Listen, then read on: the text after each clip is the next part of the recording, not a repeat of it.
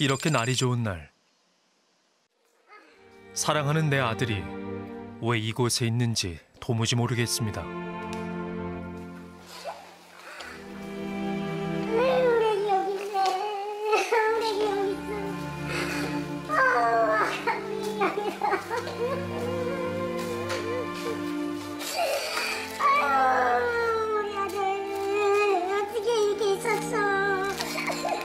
새끼 닮고 싶어서 어떻게 여기서 있어?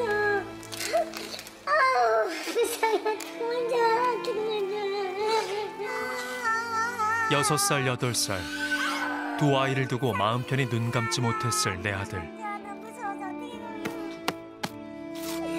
엄마를 데리고 가. 차라리 엄마를 데리고 가. 엄마를 데리고 가.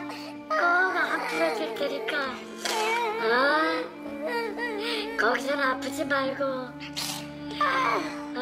애들 생각하지 말고 그냥 편안하게만 지내고 있어. 마지막 가는 길이 얼마나 고통스러웠을까. 억장이 무너집니다. 말 좀 해봐, 말 좀 해봐. 얼마나 아파서, 얼마나 맞을 때 아파서 죽냐. 올해 38. 한 집안의 가장이자 두 아이의 아빠였던 태우 씨. 대체 왜 죽음에 이른 걸까요? 그러니까요. 사건은 지난 8월 4일 벌어졌습니다. 그날 회사 동료와 저녁 식사를 함께한 태우 씨. 애들 서로 같이 키우니까 애들 얘기도 하고, 저하고는 되게 형 동생이었어요. 그냥 뭐 같은 동네 사는 형 동생. 8시쯤 동료와 헤어진 태우 씨는 인근 술집에서 혼자 맥주 2~3병을 더 마셨다고 합니다. 상가 주변 CCTV에 모습이 포착된 건 밤 10시 34분쯤이었습니다. 그런데 10분 뒤 놀라운 일이 벌어집니다. 여러 명에 둘러싸여 폭행을 당하고 있는 태우 씨. 이게 무슨 일이에요? 지금 보니까 휘청거릴 정도로 맞고 있는 것 같아요. 아이고. 세게만. 아이고. 잠시 후 그 자리에서 쓰러지고 맙니다. 아이고. 병원에 연락을 받고 달려가 마주한 아들의 모습은 처참했는데요. 창문 너머로 보니까 완전히 다 기계가 꽂아져 있고, 발가벗겨진 채로 호흡기 꽂고 있고, 기계로 이제 심호흡을 하고 있더라고요. 이미 산 사람이 아니에요. 의식을 잃고 심정지 상태로 이송된 태우 씨. 온몸에는 폭행의 흔적들이 선명하게 남아 있었습니다. 결국 병원으로 이송된 지 13시간 만에 사망 선고가 내려졌습니다. 뒤 후두부 쪽이 뒤쪽 목덜미에 강한 충격으로 인해 갖고 핏줄이 터져서 뇌출혈로 이미 사망을 해서 왔다고 담당 의사가 그 소견을 얘기했어요. 평생 흔한 말썽 한 번 부리지 않았던 착한 아들. 아이들에겐 세상에서 제일 좋은 아빠였다고 합니다.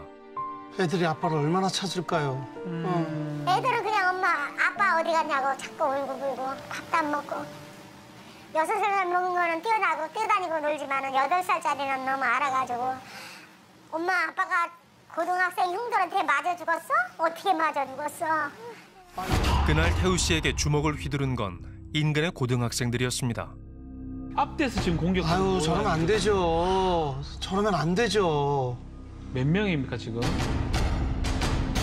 폭행이 시작되고 불과 1분도 채 되지 않아 그 자리에서 쓰러진 태우 씨. 사건은 의정부의 한 번화가에서 일어났는데요.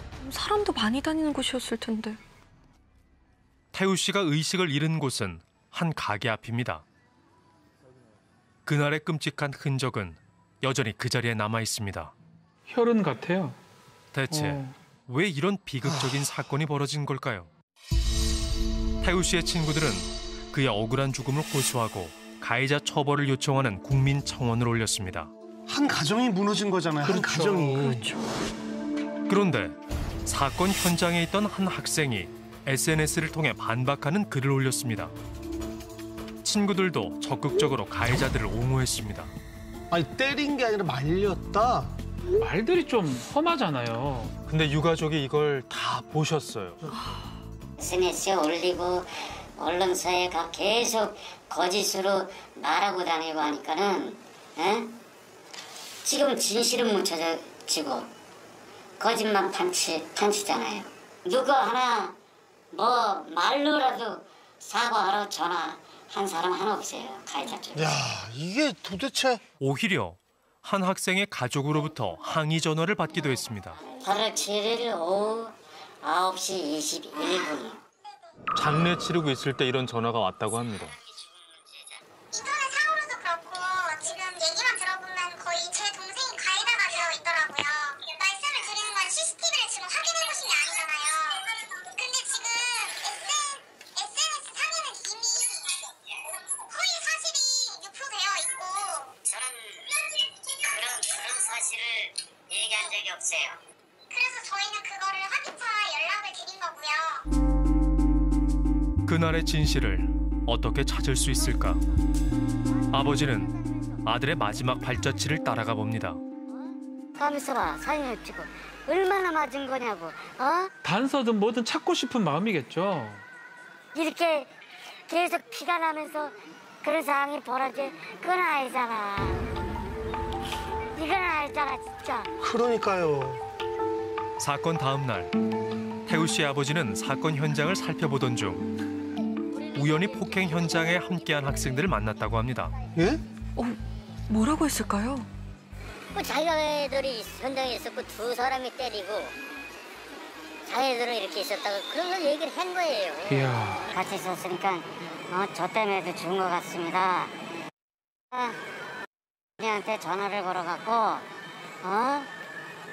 여기 있다고 그 죽은 사람 그 얘기를 하면서 울길래 위로차가 이 자리에 온 거라고. 이후 여러 번 문자를 보내왔다고 합니다. 아, 친구를 말리지 못해서 죄송하다는 문자네요. 그러니까 계속 죄송하다고 보냈네요. 그런데 죄송하다던 학생은 며칠 뒤 태도가 돌변했습니다. 뭐 욕하라 그래. 하라 그래. 아니야 그래. 야, 니 지금 징역 간다고 약간 고삐가 풀린 것 같은데. 뭐 안 가는 사람 무혐의 받았는데 나도 징역 간다 하네. 그날 밤 태우 씨를 집단 폭행한 이들은 대체 어떤 학생들일까? 사건이 발생한 이후 그들을 목격했다는 제보가 이어졌습니다. 걔가 담배를 피면서 남자 두세 명이랑 의식 없대잖아 이러면서 에? 살인자 되게 생겼네? 이렇게 얘기를 했대요. 그러면서 서로 막 난 아니라고 난 아니야 뭐 이런 식으로 웃으면서 얘기를 했대요. 얘들한테 뭐 나 어떻게 저렇게 빠졌어 막 이런 식으로 얘기를 하더라고요. 얘기하는 걸 잠깐 들었는데 막 와 이번에는 식물인간이 됐네 막 이러면서 됐다 이제 쓰는 거 아니야? 이런 식으로 얘기를 했다고. 그들이 SNS에 올렸던 사진도 보내왔는데요. 다 술집 아니에요, 지금? 엄청 몰려다니네요. 고등학생들인데 의정부 시내물이라고 있어요. 그 한 20명끼리 짝져 다니면서 막 술집 몰래 들어서 술 먹고 무면허로 운전하고 담배 피고 여자애들이랑 이상하게 막 안 좋은 문제로도 많이 엮이고 막.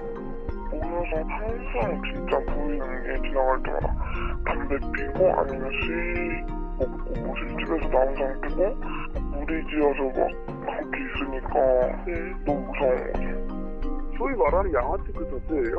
그러면은 올려다니면서 난 마음에 안 드는 애들 있으면 가서 폭행하고 TV 거는 거를 많이 봤어요. 제가. 태우 씨는 그날 왜 그곳에서 그들과 시비가 붙은 걸까? 혹시 주변 가게에 설치된 CCTV에 당시 상황이 잡힌 것은 없을까? 여기가 살짝 보이는 곳 아닌가? 수소문 끝에 싸움이 시작된 시각의 CCTV를 확보할 수 있었습니다. 좋아요. 어떤 모습이 담겨 있을까요? 태우 씨가 현장의 모습을 드러낸 건 밤 10시 34분. 걸어가고 있어요? 이때 학생들과 처음 마주치게 됩니다. 그리고 잠시 뭔가 이야기를 나누는 듯 보이는데요. 얘기하면서 학생들한테 점점 다가가는 건가요, 지금? 그러네요. 그런데 태우 씨가 갑자기 학생을 때립니다. 어. 이후 서로 주먹이 오가고 싸움이 거칠어졌습니다. 이게 무슨 일이에요? 넘어졌던 태우 씨가 일어나자 다른 학생이 폭력을 휘두르고 아이고. 나머지 학생들도 우르르 몰려갑니다. 야, 이게 뭡니까 정말? 싸움은 점점 집단 폭행으로 바뀝니다. 얼마나 무서웠을까요? 근데 맞을 때마다 몸이 휘청해요. 동시에 막 때리는데요, 저희는 진짜. 다. 비틀거리던 태우 씨 결국 쓰러지고 맙니다. 당시의 목격자를 어렵게 만났습니다. 앞 상황은 못 봤는데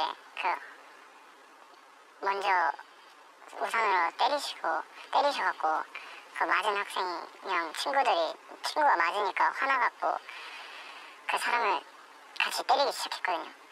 근데 그 우산 맞은 학생이 그 목이랑 이렇게 얼굴을 때렸거든요. 그 이후에 이렇게 맞고 나서 그 애들이 이렇게 둘러싸고 있었는데 빠져나오시면서 너네 하지마 그만해라고 하시고 조금 걸어가시다가 한 5걸음 가시다가 쓰러지셨거든요. 이 친구가 가잖아요. 이제 안 되겠다 이 새끼 오늘 내가 죽여야겠다라고 하고. 그런데 태우 씨가 쓰러진 순간을 두고 학생들과 유가족의 주장이 엇갈립니다. 걷다가 약간 벽돌 같은 게 걸린 것처럼 갑자기 이렇게 앞으로 해가지고 쭉 쓰였어요. 싸우고 한참 뒤에 길 가다 쓰러진 게 아닌데요. 이상하지 않나요? 넘어지면서 기둥에 머리를 부딪힌 거라고.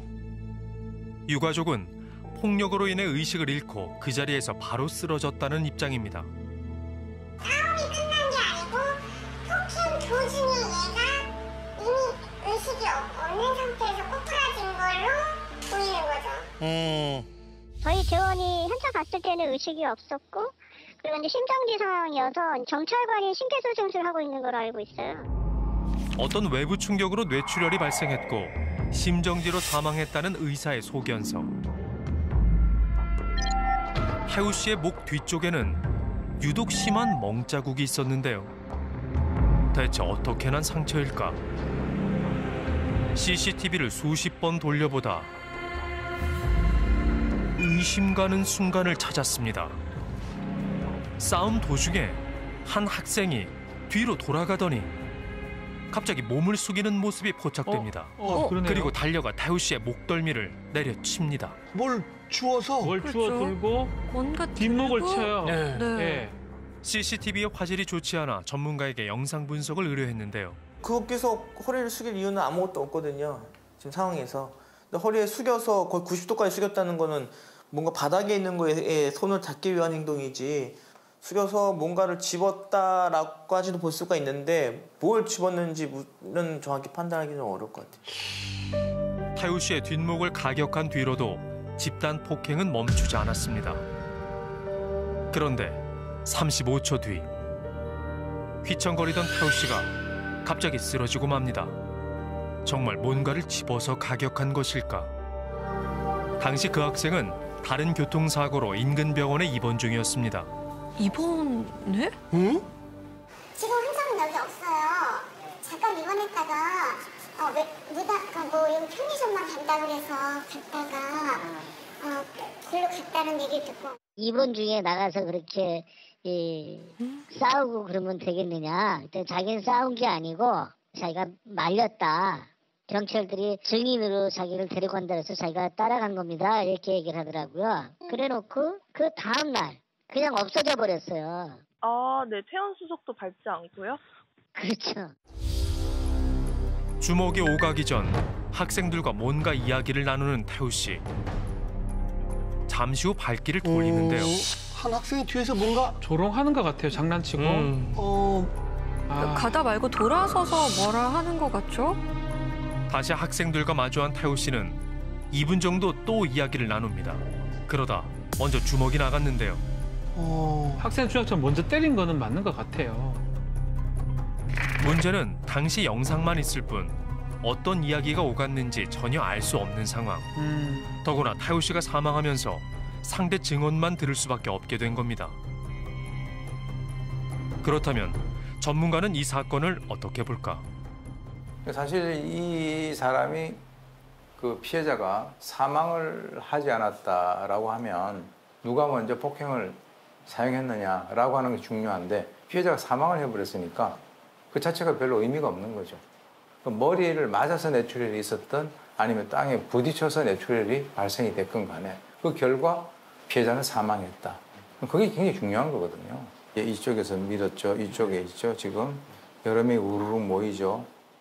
싸우는 그 광경을 그냥 방관하거나 하는 것이 아니라 같이 막 몰려다니면서 으르는 거예요. 책임의 분산 효과라는 게 있죠. 직접적으로 손은 안 댔지만 막 같이 이렇게 위력을 이용을 해서 그 피해자에게 막 다가가고 하는 그런 어떤 위협적인 행동을 했는데, 그러니까 이건 뭐 전형적인 청소년들에 의한 집단 폭행, 그렇게 볼 수밖에 없죠. 폭행에 가담했던 학생들의 입장을 듣기 위해 직접 연락해봤습니다. 여보세요? 여보세요? 누구세요? 네, 학생 핸드폰 맞나요? 네, 맞아요. 네, 안녕하세요. 저 MBC 실화탐사대 제작하는 권호정 PD라고 합니다. 아, 네. 의정부 폭행 사건 관련해가지고 여쭤볼 게 있어서 전화드렸어요. 아니에요. 전화 끊을게요. 본인이 아니세요? 네. 거짓말을 하네요. 전화 끊을게요. 그 당시 어떻게 됐는지 말씀 좀 해주실 수 있을까요? 어떻게 됐는지 말씀 좀 해주실 수 있을까요? 안 해요. 말 못 해드릴 것 같아요. 고객께서 전화를 받을 수 없습니다. 잠시 후에 지난 13일 폭행 치사 혐의로 두 학생에 대한 영장실질 심사가 열렸습니다. 폭행 치사 혐의 인정하십니까? 이거님한테 미안하지 않습니까? 하실 말씀 없으세요? 취재진의 질문에 아무 대답도 하지 않고 떠난 두 학생. 이날 두 학생에 대한 구속영장 신청은 기각됐습니다. 방어권 보장이다 뭐 이런 얘기를 하면서 기각이 됐네요. 가니까 다 죽어서 왔대는데 왜 기각을 시키냐고. 맞을 때 너무 아파가지고 우리 아들이 그만해 소리를 너무 그 소리를 질렀다는 게